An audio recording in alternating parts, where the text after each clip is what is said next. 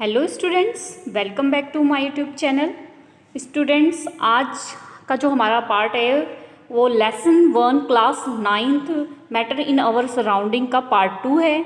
I hope बच्चों आपको part 1 अच्छे से समझ आ गया होगा। ठीक है, तो अगर आपको अगला पार्ट देखने की में प्रॉब्लम आ रही है तो आप डिस्क्रिप्शन में प्लेलिस्ट चेक करो, उसमें लाइन वाइज आपको सारे पार्ट्स मिल जाएंगे। तो स्टार्ट करते हैं हम अपना सेकेंड पार्ट। आज का टॉपिक हम फर्स्ट से स्टार्ट कर रहे हैं। क्वेश्चन है आपके पास एक, can matter change it's state? क्या मैटर अपनी स्टेट को चेंज कर सकती है?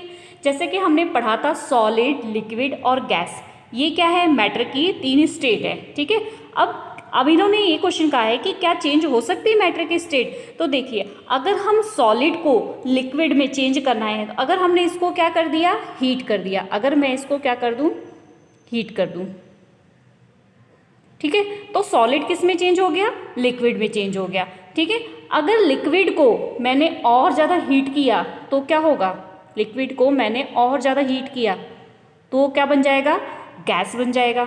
अब गैस को अगर मैंने कूल किया तो वो किस में चेंज हो जाएगा, लिक्विड में। और लिक्विड को अगर मैंने और ज़्यादा कूल किया तो वो क्या बन जाएगा, सॉलिड। कैसे, हम एग्जाम्पल देख लेते हैं किसकी, हम एग्जाम्पल देख लेते हैं वाटर की। ठीक है, वाटर को अगर मैंने फ्रिज में रख दिया, ठीक है, और उसको फ्रिज में रखा तो वो कैसा हो गया, सॉलिड हो जाएगा ना, वो आइस बन जाएगा। ठीक है, अब आइस को मैंने बाहर निकाला और उसको थोड़ा सा एटमॉस्फेयर टेम्परेचर मिला, हीट होना शुरू हुआ तो किस में चेंज हो गया, लिक्विड में, वो वाटर बन जाता है। ठीक है, अब वही लिक्विड है, अगर मैं उसको गर्म करने के लिए रख दूं गैस पर तो वो क्या होना शुरू हो जाएगा, वेपर बनना शुरू हो जाएगा और वो किस फॉर्म में आ जाएगा, गैसेस के फॉर्म में। ठीक है, तो अब जब वाटर बॉईल होता है आप उसके ऊपर क्या है, एक ढक्कन रख दो, ठीक है, कवर रख दो, तो आप देखोगे कि वो क्या होने लग जाएगा, जो बॉयल वाटर है होना शुरू हो रहा है, वो जो उसके ऊपर आप ढक्कन रखोगे ना उसमें छोटी छोटी सी बूंदें आ जाएंगी। इट मीन्स वो कूल हो रहा है, कूल होके फिर से किस में आ रहा है, लिक्विड स्टेट में। और उस लिक्विड स्टेट को अगर हम फ्रिज में रख देंगे तो किस में चेंज हो जाएगा, सॉलिड स्टेट में चेंज हो जाएगा। ठीक है, जो वाटर है बेटा, अगर वो सॉलिड से लिक्विड में चेंज हो रहा है तो उसका जो टेम्परेचर होता है, अगर हम बोलें कि वाटर के, अगर आपको कोई पूछे दो चीज़ है, अगर सॉलिड से वो लिक्विड में जा रहा है तो उस प्रोसेस को बोलेंगे मेल्टिंग पॉइंट। ठीक है, और अगर लिक्विड से वो गैसेस में जा रहा है तो उस प्रोसेस को बोलेंगे बॉइलिंग पॉइंट।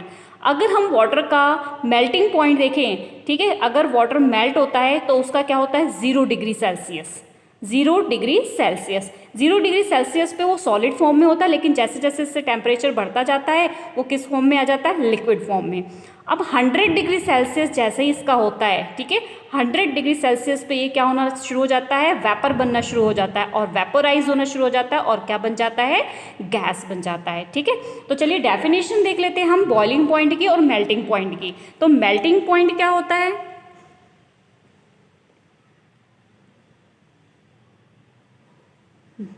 मेल्टिंग पॉइंट, अगर आपसे कोई डेफिनेशन पूछे कि मेल्टिंग पॉइंट की डेफिनेशन क्या होती है, तो it is the temperature at which a solid change into liquid state. अगर हम सॉलिड को लिक्विड स्टेट में जिस टेम्परेचर पे चेंज करते हैं वही उसकी क्या होती है, मेल्टिंग पॉइंट।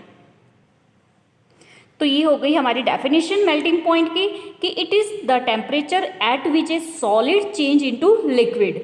अब ऐसा टेम्परेचर जिस पे हमारा सॉलिड किस में चेंज हो रहा है, लिक्विड में चेंज हो रहा है, तो उसे हम क्या बोलते हैं, उसका मेल्टिंग पॉइंट। ठीक है, इसी तरीके से बॉइलिंग पॉइंट सेम ऐसे ही होगा, it is the temperature at विच, अब हमारा क्या है, बॉइलिंग पॉइंट, तो यहाँ पर हमने क्या लिख देना है, सॉलिड की जगह लिक्विड। लिक्विड किस में चेंज हो रहा है, गैस में चेंज हो रहा है, उसे उसका क्या कहते हैं, बॉइलिंग पॉइंट। तो चलिए इसको लिख लेते हैं हम। तो इसमें आपने देख लिया बॉइलिंग पॉइंट क्या हो गया, कि टेम्परेचर जिस पे लिक्विड चेंज होता है गैस में, वो उसका क्या होता है, बॉइलिंग पॉइंट। ठीक है, तो अगर ये जो हमारा क्वेश्चन था बच्चे, can matter change it's state, क्या मैटर अपनी स्टेट को चेंज कर सकती है, तो ये टॉपिक क्लियर करके आपको पता लग गया इसका आंसर क्या है। इसका answer yes, matter can change it's state, matter अपनी स्टेट को चेंज कर सकती है। अगर हम सॉलिड को हीट करेंगे तो लिक्विड में, लिक्विड को हीट करेंगे तो गैस में चला जाएगा, गैस को कूल करेंगे तो लिक्विड में, और लिक्विड को और कूल करेंगे तो सॉलिड में। ओके स्टूडेंट्स, नेक्स्ट टॉपिक देखते हैं हम। नेक्स्ट टॉपिक है हमारा inter conversion of the three state of matter. Three state of matter के इंटर कन्वर्शन, ठीक है। तो इसमें देखो हमारी तीन स्टेट हमें पता है कौन कौन सी हो गई, सॉलिड, लिक्विड, गैस। अब इन जब सॉलिड से लिक्विड में चेंज होती है तो उस प्रोसेस को क्या कहते हैं, अभी तो हमने उसके पॉइंट्स की बात की थी, ठीक है, मेल्टिंग पॉइंट और बॉइलिंग पॉइंट कितना होता है, ठीक है। अब अगर सॉलिड से लिक्विड में चेंज हो रहा है तो उस प्रोसेस को क्या कहेंगे, और लिक्विड को गैस में चेंज कर रहे हैं तो कौन सी प्रोसेस होगी, और गैस को अगर हम सॉलिड में चेंज कर रहे हैं तो उस प्रोसेस को क्या कहेंगे।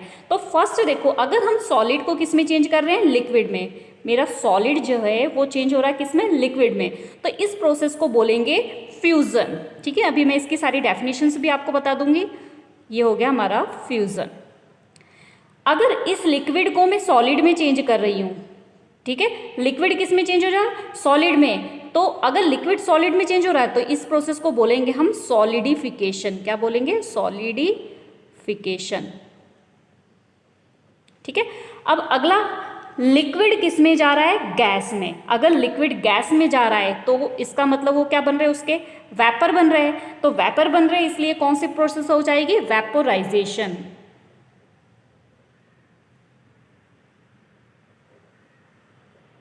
और अगर लिक्विड को हमने गैस में चेंज किया, वेपोराइजेशन। अगर गैस को हम लिक्विड में लेके जाते हैं तो उसे क्या बोलते हैं, आपने पढ़ा है ना, इसका क्या होता है, कंडेंसेशन। आपने 6th क्लास में देखा होगा ना कि अगर रेन होती है, बारिश होती है, तो क्या होती है, कंडेंस होता है वाटर वेपर, ठीक है।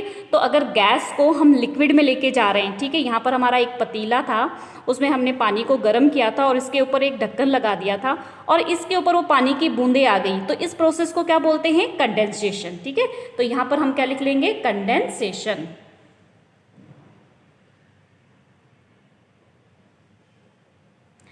अब लास्ट और इम्पॉर्टेंट प्रोसेस क्या है हमारी, सॉलिड से गैस में चेंज होना और गैस से सॉलिड में। अब यहाँ पर आप देख रहे हो, अगर हम सॉलिड को गैस में चेंज कर रहे हैं तो लिक्विड नहीं आ रहा है ना, सॉलिड सीधे किस में चेंज हो रहा है, गैस में। बहुत ही इंपॉर्टेंट प्रोसेस है और ये प्रोसेस आपके एग्जाम में जरूर पूछी जाती है। तो सॉलिड से गैस में चेंज होना कहलाता है सब्लिमेशन। क्या लिखेंगे हम, सब्लिमेशन, ठीक है। इसी तरीके से गैस को अगर हम सॉलिड में चेंज करेंगे तो भी उस प्रोसेस को हम क्या कहेंगे, सब्लिमेशन। तो यहाँ पर ये चीज़ आपको ध्यान रखना है, सॉलिड को लिक्विड में चेंज किया सॉलिड को गैस में चेंज किया बिना लिक्विड में चेंज करे तो वो प्रोसेस होगी सब्लिमेशन, और गैस बिना लिक्विड में चेंज हुए किस में चेंज होगा, सॉलिड में, वो भी क्या होगी, सब्लिमेशन। और बहुत ही इंपॉर्टेंट प्रोसेस है ये। इसकी एग्जांपल्स आपने सुना होगा, नैप्थलीन बॉल्स, ठीक है, कम्फोर होता है, अमोनियम क्लोराइड होता है। जो नैप्थलीन बॉल्स होती है ना, आपने फिनाइल की गोली जो मतलब आप घरों में देखते हो कि सर्दियों में आपकी मॉम्स जो हैं कपड़ों के बीच में रखती हैं, और जब नेक्स्ट ईयर आप जो है विंटर में निकालते हो तो वो बॉल्स जो है छोटी हो जाती हैं या फिर गायब हो जाती हैं। तो वो किस फॉर्म में होती है, वो सॉलिड फॉर्म में होती हैं, और नेक्स्ट ईयर तो वो सीधे किस में चेंज हो जाती है, वेपर फॉर्म में चेंज होकर खत्म हो जाती है, ठीक है। तो ये प्रोसेस है सब्लिमेशन। इसी तरीके से आपने कपूर देखा होगा, ठीक है, कपूर को भी आप अगर खुला छोड़ दोगे ना तो इसी तरीके से वो भी खत्म हो जाता है। अगर आप उसको जलाओगे ना तो वो भी सीधे वेपर बन के खत्म हो जाता है, ठीक है। इसी तरीके से एग्जाम्पल एक अमोनियम क्लोराइड की, वो अमोनियम क्लोराइड की एग्जाम्पल हम पूरी एक्टिविटीज चैप्टर में हमारे दी हुई है, उसको हम सॉल्व करेंगे, ठीक है। तो पहले हम इसकी सारी डेफिनेशंस देख लेते हैं कि फ्यूजन की डेफिनेशन, ठीक है। फर्स्ट हमारी क्या है, फ्यूजन।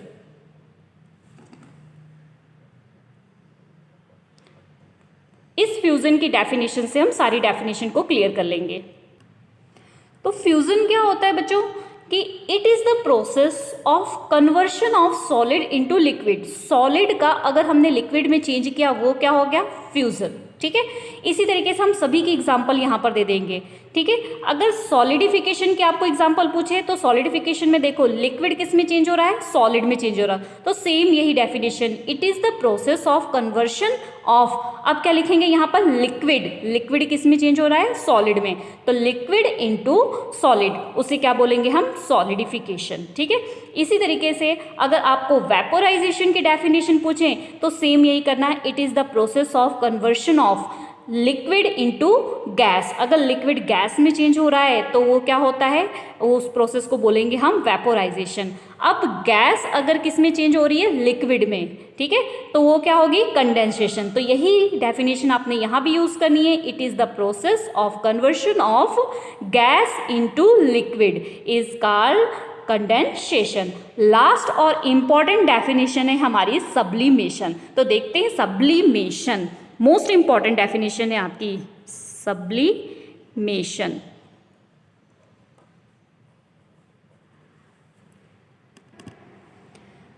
तो क्या है sublimation? It is the process due to which a solid directly change into gases. Solid जो है डायरेक्ट चेंज हो जाती है किसमें, गैस स्टेट में, ऑन हीटिंग, ठीक है। जब हमने गर्म किया तो सॉलिड किस में चेंज हो गया सीधे, मतलब जब भी उसको हीट मिला तो वो किस में चेंज हो गया, गैस में, डायरेक्ट, बिना लिक्विड में चेंज हुए, ठीक है। और gas state directly change into solid, किससे, कूलिंग से, विदाउट चेंज, बिना किसी चेंज के, ठीक है, तो बिना किसी लिक्विड स्टेट में गए, ठीक है। तो आप ये ध्यान दो कि सब्लिमेशन में आपने ये डेफिनेशन लिखना है, ठीक है, और ये डेफिनेशंस एग्जाम में आती है 1 मार्क्स में, इसलिए सारी डेफिनेशन भी आपने अच्छे से देखना है, ठीक है। तो क्या हो गया सब्लिमेशन, ऐसे प्रोसेस जिसमें सॉलिड किस में चेंज हो रहा है, डायरेक्टली गैस में, ठीक है, हीट करने पर, और गैस किस में डायरेक्टली चेंज हो रहा है, सॉलिड में, क्या करने पर, कूल करने पे, without changing into liquid state, liquid state में आए बिना, ठीक है। तो ये सारी डेफिनेशन हो गई हमारे। इंटर कन्वर्शन ऑफ स्टेट हो गया कि किस तरीके से इंटर कन्वर्शन होता है स्टेट का। ये डायग्राम भी आपके एग्जाम में इंपॉर्टेंट है, आ जाता है कई बार, ठीक है। तो चलिए एक किसी एक्टिविटी है, उस एक्टिविटी को देखते हैं।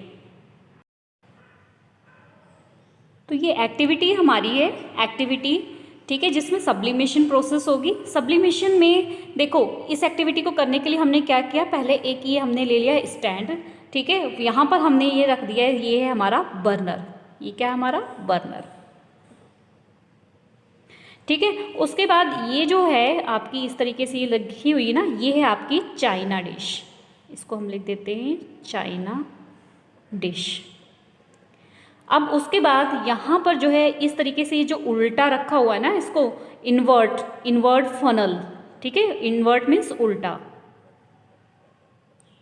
इसको बोलते हैं फनल, और उसको हमने क्या कर दिया है, इन्वर्ट कर दिया है, उल्टा कर दिया है, ठीक है।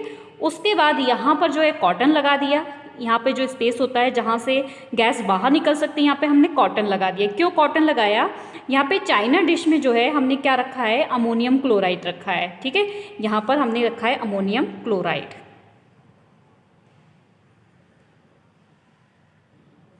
अमोनियम क्लोराइड, ठीक है, सॉलिड।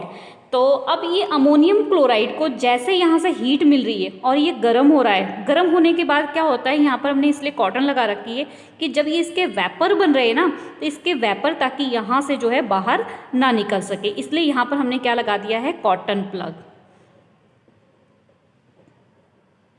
ठीक है, ताकि वो वेपर्स बाहर ना निकल सके। अब जब ये हीट हुआ, वेपर बना, और उसके बाद वेपर के बाद क्या होता है, यहाँ पर हम देखते हैं कुछ इकट्ठा सा हो जाता है, और वो जो इकट्ठा होता है वो क्या होता है, अमोनियम क्लोराइड, और वो किस फॉर्म में होता है, वो सॉलिड की फॉर्म में होता है, ठीक है।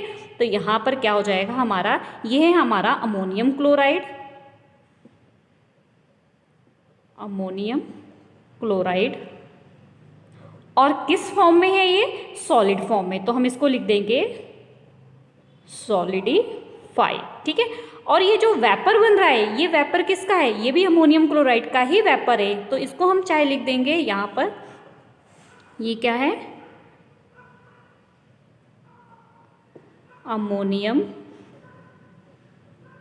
क्लोराइड, किस फॉर्म में है ये, वेपर, वेपर्स की फॉर्म में, ठीक है। तो अब इस प्रोसेस में बच्चे आप क्या देख रहे हो, इस प्रोसेस में हम देख रहे हैं सब्लिमेशन, ठीक है। ये एक्टिविटी है आपकी 1.13 बुक में, आप वहाँ से भी देख सकते हो। तो sublimation of ammonium chloride, ammonium chloride को हमने इस डिश में लिया जिसको चाइना डिश बोलते हैं, ये हमने अमोनियम क्लोराइड लिया, स्टैंड, ट्रिपॉड स्टैंड पे रखा, बर्नर लगाया, बर्नर से जब ये जैसे जैसे हीट हुआ, हीट होने के साथ ये वेपर बनना शुरू हुआ, ठीक है। यहाँ पर हमने इन्वर्ट एक फनल लगा रखा है, और यहाँ पर जो फनल का स्पेस है जहाँ से गैस बाहर निकल सकती है, वहाँ पे हमने कॉटन प्लग निकाल दिया है, सॉरी लगा दिया है, ताकि वो गैस बाहर ना निकल सके। अब जब यहाँ से ये वेपर निकलने शुरू हुए, बाहर तो निकल नहीं पा रहे थे, ठीक है, जब वो ठंडे हो रहे थे, कूल हो रहे थे, तो वो क्या हो रहे हैं, यहाँ पर इकट्ठे हो गए, सॉलिड फॉर्म में इकट्ठे हो गए, ठीक है। तो इस प्रोसेस में हमने क्या देखा, सॉलिड सीधे किस में, गैस में चेंज हुआ, और गैस सीधे किस में चेंज हुआ, सॉलिड में। तो इसी प्रोसेस को हम क्या बोलते हैं, सब्लिमेशन। सब्लिमेशन की एग्जांपल्स मैंने आपको बता ही दिया, एक नैप्थलीन बॉल्स भी होती है, ठीक है, एक कम्फोर भी होता है, ठीक है। नैप्थलीन बॉल्स जो है बहुत ही इंपॉर्टेंट है, इससे रिलेटेड आपके चैप्टर में क्वेश्चंस भी हैं, ठीक है। तो नेक्स्ट आगे देखते हैं हम अपना अगला टॉपिक। आई होप ये सब्लिमेशन आपको अच्छी तरीके से समझ आ गया होगा।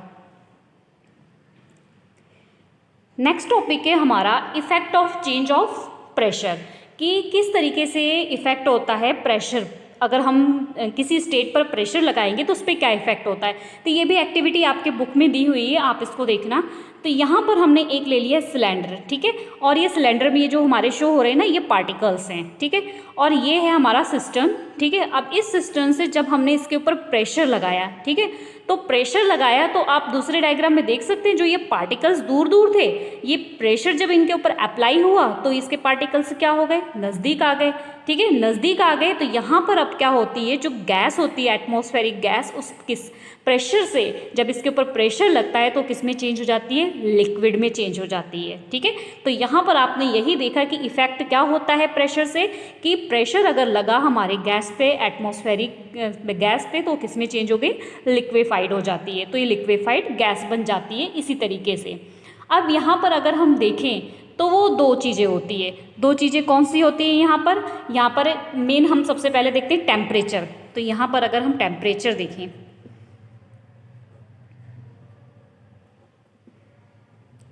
टेम्परेचर, अगर टेम्परेचर बढ़ता है तो मान लो ये हमारे पार्टिकल्स हैं, ठीक है, ये पार्टिकल्स हैं, ये पार्टिकल्स हैं, जब इनके ऊपर टेम्परेचर हम बढ़ाएंगे तो ये पार्टिकल्स क्या करेंगे, भागेंगे, आगे को मूव करेंगे, ठीक है, मूव करेंगे। इट मीन्स क्या होगी, इनके अंदर काइनेटिक एनर्जी, कौन सी होगी, काइनेटिक एनर्जी, ठीक है। काइनेटिक एनर्जी क्या होता है, ये पार्टिकल्स यहाँ हैं और ये मूव करके यहाँ चला जाए, ठीक है, मीन्स अपनी जगह से आगे को भागने लग जाए, वो क्या होता है, काइनेटिक एनर्जी। मीन्स मोशन में अगर पार्टिकल्स होते हैं उसे बोलते हैं काइनेटिक एनर्जी।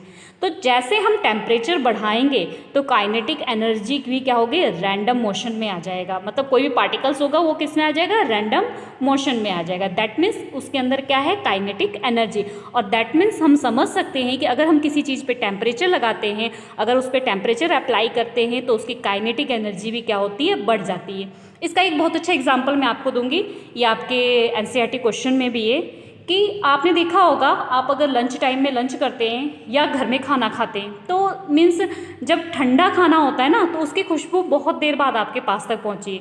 लेकिन अगर मम्मा आपके कुछ किचन में बनाते होते ना तो उसकी खुशबू जो है फटाफट आपके जो है नाक में पहुंच जाती है और आपको पता लग जाता है घर में बन क्या रहे। तो आप ज़रूर पूछते हो, मम्मा आप आज आपने ये बनाया हुआ है ना, ठीक है। तो किस तरीके से पहुंची कि काइनेटिक एनर्जी, जब उसको गर्म था फूड तो उसकी काइनेटिक एनर्जी फास्ट थी और वो दौड़ के आपके पास तक पहुंच गई। लेकिन वही चीज़ ठंडी होती है तो उसके अंदर काइनेटिक एनर्जी क्या होती है, कम होती है, ठीक है। अब यहाँ पर जब टेम्परेचर पे हमने एक तो ये चीज़ देख ली कि क्या है उसके अंदर की काइनेटिक एनर्जी। अगर हम दूसरी बात करें तो वो होता है डिफ्यूज़न, ठीक है।